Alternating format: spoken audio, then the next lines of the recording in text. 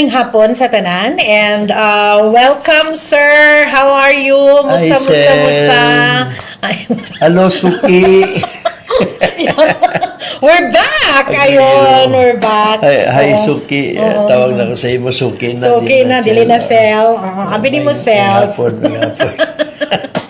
How are you, sir? Yeah, okay. Kuan karon no, kanabang this is our first programs overtime after the elections. Yeah. And medyo nag-break lang tagamay kay election man. Yeah, and how do I say it? Adjusted overtime. Overtime gyapon pero adjusted na different set. Actually, different table. Different table. Same room. Same studio. People. Ayan. Pero kansad na imusulog karon mga. Sige na sinasya kay kanang kuan ba tiger. Tiger na bangag ana di ba? May hapon sa tanan and welcome sa atong overtime reset. I got that word from the national bago kay ko ng reset. Pero are you on reset mode also, sir? Di man ingon nga reset, no? Kuan lang, of course,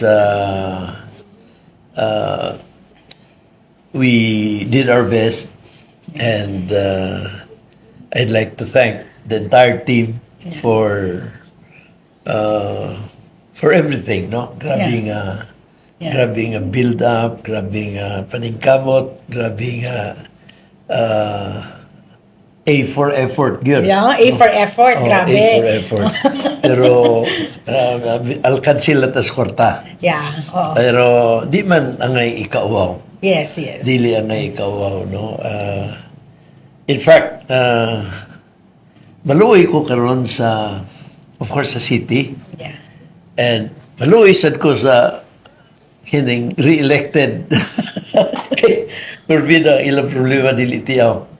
Imagine pilay gigasto to last election gamay rang 1 billion pesos. Yeah. And either kwarta na sa siyudad or ilang personal, pero kung ilang personal makagikan. Mabalaka ko. Yeah. Mabalaka ko kung ilang personal mas kuha na lang siguro ang kwarta syudad, no? Pero of course luoy ang katawhan sa dakbayan kay that would mean a sharply reduced service deliveries, no? Yeah. Grabe kayong ang problema sa basura, problema sa tambal, problema sa tanang basic services, mga projects that are still that have not been pursued, no? Ang blessing lugar diha, sir, is dili ikaw ang kakaproblema sa ilang kakaproblema karon. Mas relax ka pag mata ka problema sa syudad. Nakauna na biya ko anugon. I did my best. I did my level best, no? Yeah. Pero it was not meant to be. Siyempre, atong gidawat. Pero siguro, naasay gi-spare ako sa Ginoo sa grabe nga problema, no? Yes. Kini magud karon sel after the election sa 2025. Dili tiaw ang problema nga giatubang sa city government. Largely tungod sa grabe kay nga gasto in the last election, no? Like I said, mudagan og 1 billion. Before that, sa barangay election, mudagan og mga almost mga 800 million siguro akong estimate. No? Ang Carmen alone, mga 200 to 300 million. No? Anyway, in a span of 2 years, grabe nga gasto. And in the meantime, ang serbisyo sa katawhan had sacrificed considerably. Nag-deteriorate yun og samot, no? In fact, kanang basura, problema na kay ang mga balero nun sa siyudad, di magkabayaran na. So everybody is already getting out. All the contractors, all the suppliers, including kanang Jumara, kanang Tensil. Menos naman ang vehicles karon that service the solid waste contract, no?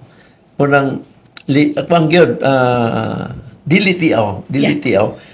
I was asked, unsa ka, how would I compare the situation to 2013 when I assumed office o kini karon? If I had assumed office, no? Unsa ka ang abi nimo, medyo ko naglisod na pangutan na kay 2013 we had a different set of problems, no? Katong mga problema sa 2013 mo matong sa mga sendong lessons, no? Bugat kayo. Although in fairness kang then Mayor Dungkoy, dili to iyang kaugalingon tinuyuan. Yeah. That was fortuitous, no?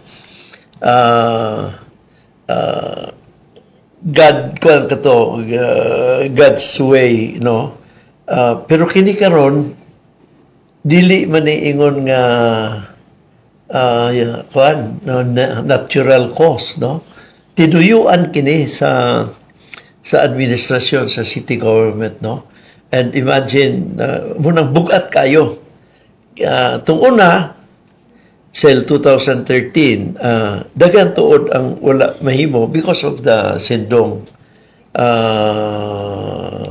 tragedy, no? Pero wala man mawala ang kwarta. Na ang kwarta. In fact, bisan gani nga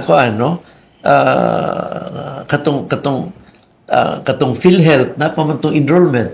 Yeah. Unlike karon nga wala enrollment. Mo na diferensya. Tung una, daghan ang buluhaton nga wala mahimo, pero naay kwarta. Yeah. Wala mawala ang kwarta. Kini karon, daghan buluhaton nga wala mahimo, daghan baleronon nga wala mabayri, ug wala nay kwarta. Yeah. That's how difficult this is. Kaya na problema kayo gyud na, no? Oh. Yeah. Bugat kayo. So, kanang problema sa basura is just a tip of the iceberg. Naapanang sa tambal, hospital, health centers, naapanang sa arang-arang na gani, na may mga flood control projects, na mga eskwelahan, etc. Yeah. No? Dili na kay grabe ang shortage, unlike in 2013. Pero ang problema karon ang shortage sa City Central. Yeah. Grabe kay shortage sa City Central Cell. I don't know kung makaya pa na nila in the next 2 years nga dili matrabaho ka ng 5-story building niya. Yeah. Sir, pila na katuig ka in government service, pila na pud ka election, sir, no? Kanang pagsugod nimo in 95 you also lost. And after that, pila na lessons learned, sir, kada election? Well, sa ako, Sel, ang kada election is always as a unique experience by itself, no? And in itself. Pero ang importante, ang common denominator sa ako in all elections, win or lose, is the messaging. Mo ginay akong common denominator. That's why I'm very, very careful with the messages that we are able to deliver, that we plan to deliver, we endeavor to build on, no? Kaya sa ako mo ang pinaka-importante, no? Whether you win or you lose, the messaging will be there. And magpabilin ka na, Sel, madumduman ka na sa katawan. Even, for instance, si anak karon napildi, pero ang atong mga plano humanon ang Puerto Market, humanon ang Tablon Hospital, humanon ang City Central, humanon ang Bulunsari, humanon ang uban pa, no? Daghan pa mga kanang Kugman National High School, Puerto National High School. Kana Sel, di na malimtan sa tao. Kana mga mensahe di malimtan sa tao. So kana nga mensahe, sir, wa siya nausab through the years. Sukad sa imong pagka-congressman, pagka-gobernador. The contents may vary over time. But to me, the most important part sa campaign is the messaging. What message do you deliver for that to the particular people? election? For that particular election. And because every election is unique by itself. No? 2013 was different from 2016, 2019. And then kinikaron different sa 2025, no? Kinikaron ang atong mensahe untas 2025 is ibalik ang decency sa Cagayan de Oro, no? Hapsay, ibalik ang hapsay nga panggobyerno. But obviously natabunan sa kwarta, in the mines. Pero muning usa ka problema nilang Clarex. They may have won the elections, but I'm sure they have not won the hearts of the people. Yeah. Mao ka ng problema niya. He won the election, but he did not win the hearts of the people of Cagayan de Oro. Pero anyway, I wish him all the best. And I just hope, ako gisulti ko na sel with the high hopes na magtanol na sila. Kaya kung di sila magtanol na, the situation will get worse. Yeah. Yeah. So, dinhi sir sa local, no, daghan man kayo ang mga pangitabo, familiar man siguro sa katawhan. But what's interesting for the last few days karon sir is ang national naasay ng mga pangitabo karon, especially kining bang cabinet revamp sa national government. What do you think of this, sir? Yeah, of course, katong election, as far as the national level is concerned, that was a midterm election. And one implication sa midterm election is after that election, the incumbent president slides into becoming a lame duck president. The second half, muna na medyo naana na yung mga questions. And as soon as sa pagdagan sa panahon, that question mark will get bigger and bigger and bigger. So, naay mga kuandya, naay mga concerns diha. But of course, the president knows. All presidents should know na it is the second half of his or her term. But the fact is, ang iyang term is good for 6 years. Ang iyang term is good for 6 years. So, ang iyang obligasyon, ang iyang duty is to the people of the Philippines for a term of 6 years. So, naalay mga suggestions, mga intriga, etc., suggesting lame duck. In fact, usa ka former official who called on the president's resignation, di ba? Medyo bugat to, pero adding some ingon ta, di man ingon doubt, pero adding some concerns. Now, of course, the biggest thing that caused the concerns really was out of the pila ba ka kandidato, napulo or 12, 12 ang kandidato pagka-senador. And the president atong alyansa cell, I think endorsed about 10 candidates, no? And then out of the 10, 5 ang idaog, no? So 5. Is that reflective of his leadership, sir? Well, apektuhan gyud tungod sa Duterte factor. Yeah. Apektuhan sa tungod sa economic issues. Labi na sa mga prices of basic commodities like bugas, etc. Pero tanaw nimo ang nakadaog nga kanang pure gyud nga iya. Tulfo, Lacson, Soto, Pia Cayetano, and Lapid. Yeah. Na sunod na ay 5 nga dili iya or naitulong nga klaro dili iya, Bongo, Bato, and Marcoleta. And then Villar and Aimee Marcos, no? Villar and Aimee, i-claim ang gyapon na sa alyansa, pero the fact was, gi-endorse sila ni Sara. So, and plus, of course, kining lame duck color, akong tanaw, medyo ang tendency gid atong duha is dito paingon sa Picas Grupo. So, that means, na duha na lang Aquino and Kiko. Neither here nor there. Third force. Morning third force, no?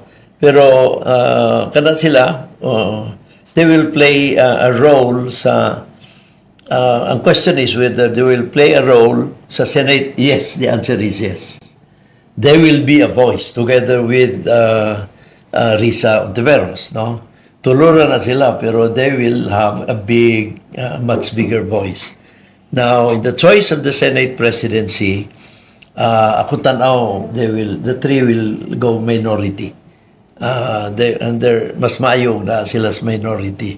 So, dito sa Marcos and Duterte camps, ato na lang tawgon nga Marcos and Duterte camps. Now, naay akong tanaw sel, naay mga identified sa Duterte who will still be members of the majority. Naasay mo bali sa mga minority. We'll see what will happen on July, the 4th Monday of July. Pero ako tanaw si Villar and Amy will join the majority. They will be crucial. Isa po kapangutana des majority is who will be the next Senate President. No? Now, of course, si Senate President Chis Escudero may appear to have still a hold sa 13 members, no? Pero we don't know. We don't know kung unsay alignment ka mahitabo. Ay, kinilaging BBM Duterte forces, I think diya gyud maklaro kinsa ba karon ang sunod nga Senate President, especially nga paabuton ang impeachment trial. No, so maningkamot gyud ang Duterte camp to have their own group and if possible ila ang Senate President. So duha ang ilang away diha sa Duterte camp. Number one is makuha nila ang at least 24 minus 16, 8 9 members para siguradong dili ma-convict si Vice President Sara. And number 2 dayon is Senate Presidency. Kung makuha nila ang Senate Presidency, in other words, kinahanglan sila mag-alliance with some members of the BBM or the independents. Pwede makuha nila sa Villar and that should be interesting. Pero ako tanaw, murag, kuhaan ka na, no? Ang gaaway diha karon sa Senate Presidency, Soto and Chis Escudero. And possibly Amy. Kung si Amy, chances are kuha niya ang Duterte camp. Okay. Pero that depends now on whether the President would allow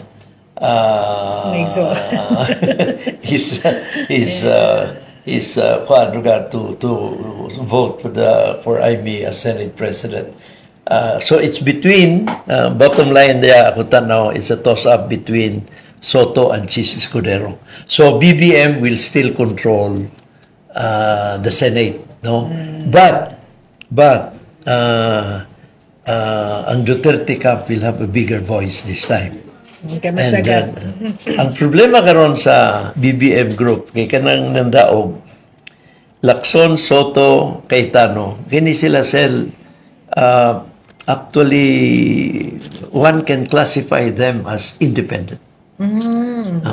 Although na sila yung mga partido, pero these are mga seasoned na ni sila. And I would like to believe nga kini sila na sa level na statesman. Statesman level na. So they will decide on what is best for the country. That is right. Dili lang say decision sa party. Unlike in the case of Tulfo and Lapid.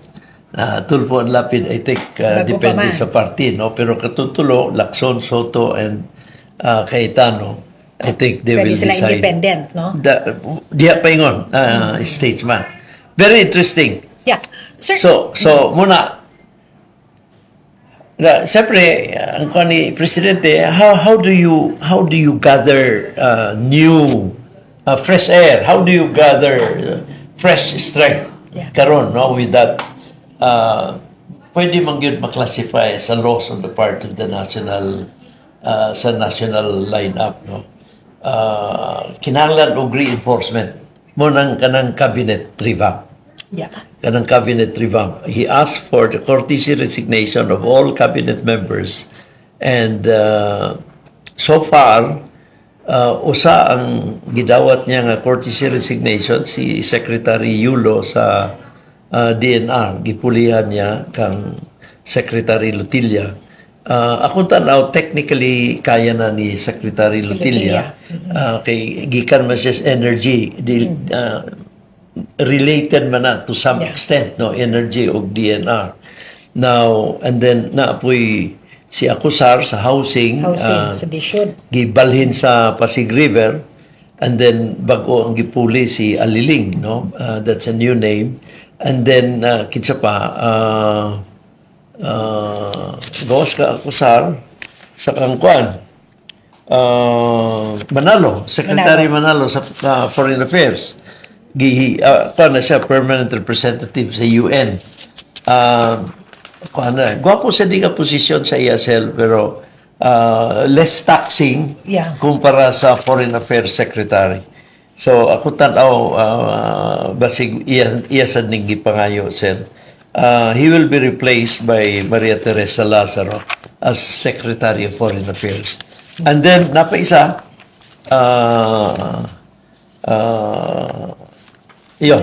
si Garin will replace Lutilla sa energy, no? Now, you might ask, is the revamp over? I don't think so. I don't think so. Kamulo pa niya. Pwede pa na. Pero sir, unsa may epekto ani sa mga palisiya sa national government? Well, as far as the president's agenda is concerned, should be the same. Okay. Pero dako magud ang role sa department sa implementation. Unsa ang council, unsa ang thinking, unsa ang filosofiya sa department head. Kay siya man ang alter ego sa presidente diya. Pero as far as the economic team is concerned, I think the president has listened to I would say, overwhelming concern raised by the business sector nga ayaw na pulihi ang imong economic team kay there will be some distractions, etc., some adjustments.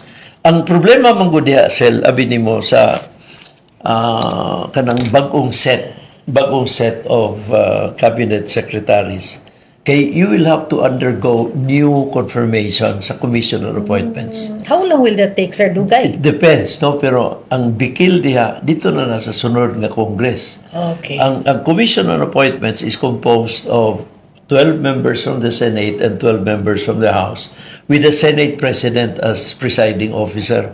Pero munang medyo na kabalakan sa daghan, kay ngano, daghan mangudayan diha mga horse trading. Munang kulba sa I'm sorry to say this, pero dili kanang confirmation sa commission on appointments can be a turn off as far as good potential secretaries are concerned, no? Kay di sila ganahan kay daghan ba mga horse trading, quid pro quo arrangement, etc. Medyo demeaning.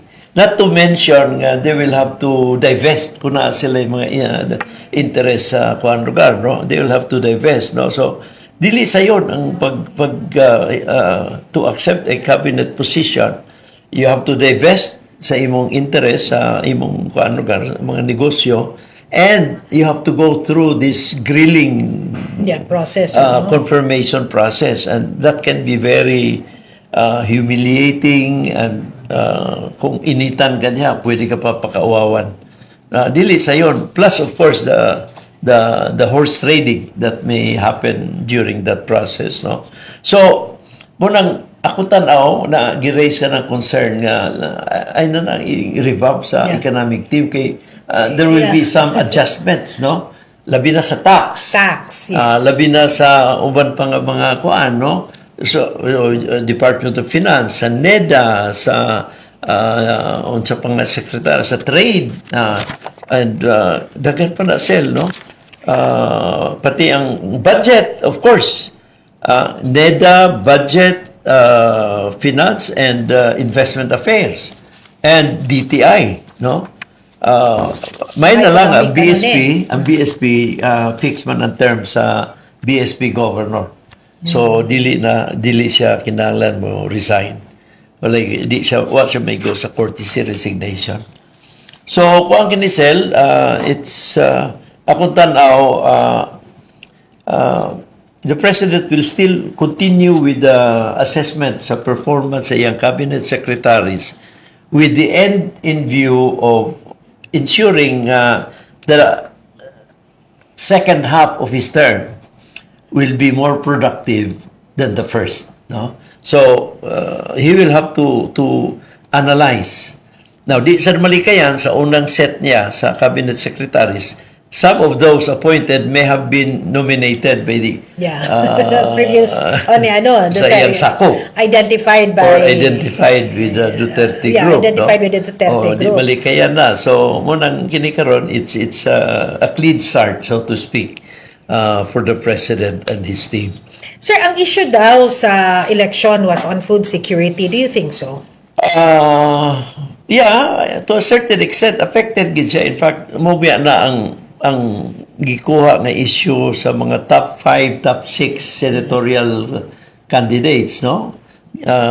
Labi na si Bam Aquino and si Kiko Pangilinan, no? And cheaper prices, lowering the prices of basic commodities and so on, no? Murag na igo gyud. Pero di malikayan, usasad ka factor tong impeachment and then tong sa arrest ni former President Duterte.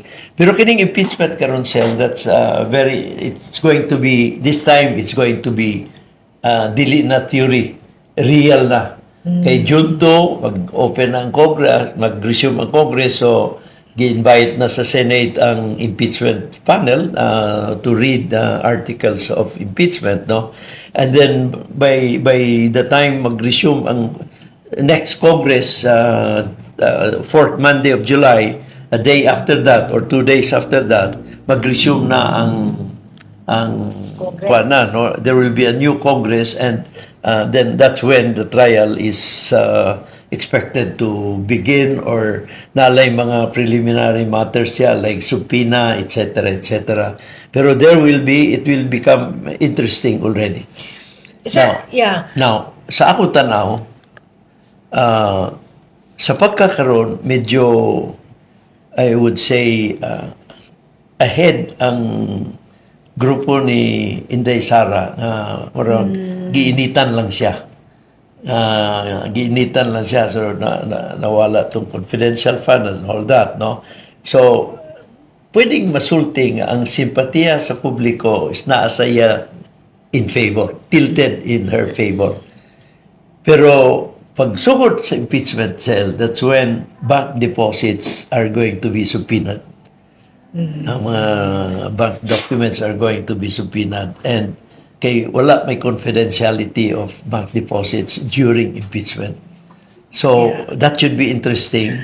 Isubpoena nila karon ang asa nakapaingon tong 612 million, and then daan na yung mga related accounts diya, isubpoena na sad na, no?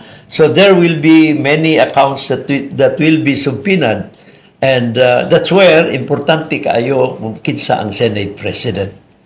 And that's where diya sa rules, pwede man diya sa rules nga mag-ingon ang mayoriya nga ang issuance sa subpoenas will be subject to the approval of the majority. To sa amon yadto ang impeachment. Primero, ang Senate, ang presiding officer, the Chief Justice, had the authority to issue subpoena. Pero pag issue subpoena tong sa gigawas tong Velarde, gibalhin dayon sa Senate ang rules, gipulihan nila ilang giingon, ilan ang gi-provide nga subpoena shall be subject to the approval of majority of the members of the Senate.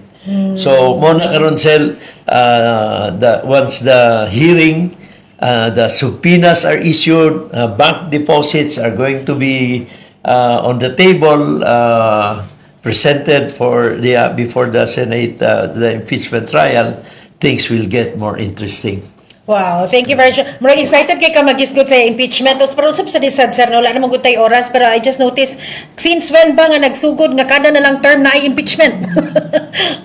During your time. Ang unang kwa, itong 1998. Lagi, oh yeah. 1998. And of course,